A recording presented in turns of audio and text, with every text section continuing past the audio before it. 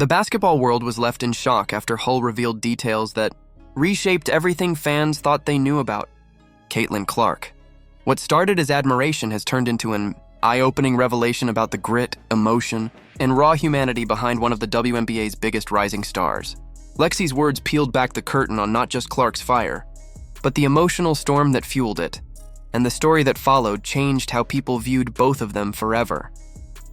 Before the cameras, before the hype, Lexie Hull was the golden girl of Stanford basketball, a warrior whose discipline, defense, and leadership earned her a national title and the respect of everyone who played beside her. When the Indiana Fever called her name as the 6th overall pick in the WNBA draft, it felt like destiny. She wasn't just another talented athlete joining the pros. She was a spark meant to help ignite a franchise desperate for a turnaround. But professional basketball is a different animal. Every possession, every play, every mistake is magnified under lights brighter than she had ever imagined. Suddenly, the minutes dried up. Her name appeared less and less on the stat sheet. The roar of the crowd turned into silence. And in that silence, her confidence began to crumble. "It messes with your head," she admitted later, reflecting on the brutal transition from college hero to forgotten bench player. She wasn't alone in that struggle. Every woman in the WNBA was once the star of her own story, a legend in her hometown or college. But in the pros, they were all thrown into the same storm, clawing to matter again. And within the Fever organization, that fight was even harder.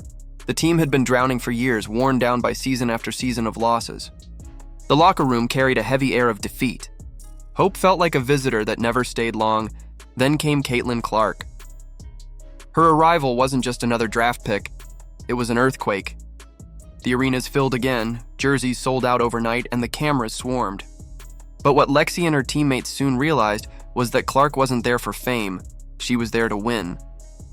She carried the same fiery energy that made her a legend at Iowa, a relentless obsession with excellence that refused to bow to the franchise's losing habits.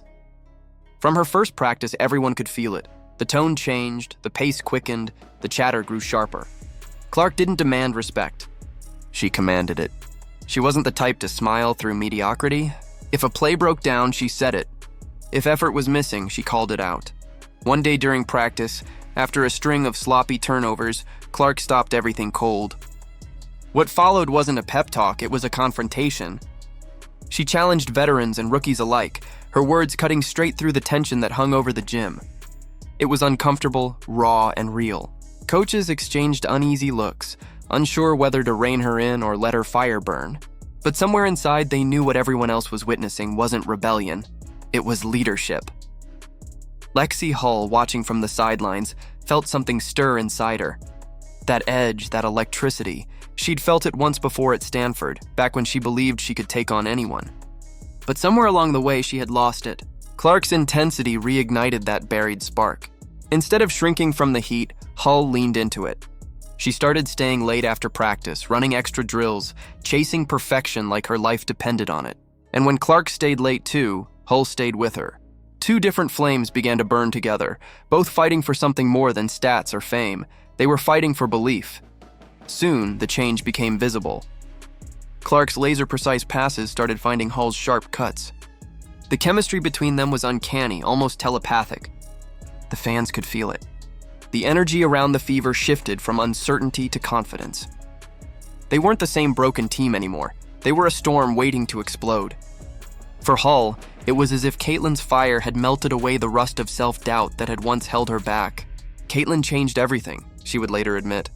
And she meant it, but greatness always comes with a price. The brighter the light, the harsher the shadow. As the Fever's success grew, so did the scrutiny. Every missed shot, every off night became a headline. Fans online dissected every move, every expression. The noise was constant. Yet Hull didn't crumble this time. She turned that pressure into fuel. She found strength in the chaos. Learning that resilience isn't about pretending you're unbothered, it's about standing tall even when you're shaking. Inside. And when the league tried to rough Caitlin up, when defenders started taking cheap shots, trying to break her spirit, Hull stood by her side without hesitation. During one particularly heated matchup, after Clark was fouled hard, Hull was in the aggressor's face before anyone could blink. That moment became a turning point. The Fever weren't just teammates anymore. They were family. Every time Caitlin took a hit, the team responded. Every time Hull hustled for a rebound, Clark rewarded it with a pass. Through battles and bruises, they forged a culture of loyalty and defiance. Behind the cameras and interviews, something beautiful was happening. The attention that could have torn them apart only pulled them closer. Shared meals, long bus rides, and laughter in empty gyms built a foundation of trust stronger than fame. The veterans guided Caitlin through the storm of media attention, and she, in turn, elevated everyone around her. Hull began to see how fame could coexist with humility, how leadership wasn't about being the loudest voice, but the most consistent one. Then came the test that nearly shattered them, Caitlin's injury. The team's rhythm fell apart. The offense stumbled, confidence wavered, and the headlines started whispering that the Fever were nothing without her. But Lexi refused to let that narrative define them. She became the anchor, reminding everyone that they had built this new identity together. She led by example, first to the gym, last to leave, lifting others with her quiet determination. When Caitlin finally returned, she didn't walk into a broken team. She walked into one reborn through resilience. By the end of the season, what began as the Caitlin Clark Show had transformed into something much greater, a movement of shared belief. The Fever no longer played like a team afraid to lose. They played like women who had already survived the worst and come out stronger. Hull's comeback wasn't just personal, it was symbolic. She had found her place again, not as a supporting character in someone else's story, but as a vital heartbeat of a team rewriting its destiny. Resilience isn't built in front of crowds. It's built in quiet mornings, in lonely gyms, and in moments when no one's watching. Both Hull and Clark learned that the hard way. Through injuries, doubt, and relentless pressure, they discovered that success isn't about perfection, it's about persistence. Together, they proved that leadership comes in many forms.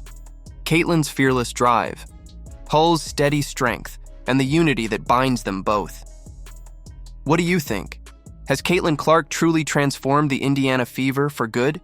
Or is the hardest chapter still ahead? Drop your thoughts in the comments and let's talk about it. If you enjoyed this deep dive into their incredible journey, make sure to like this video, subscribe for more, and hit that notification bell so you never miss a story that defines the spirit of the game.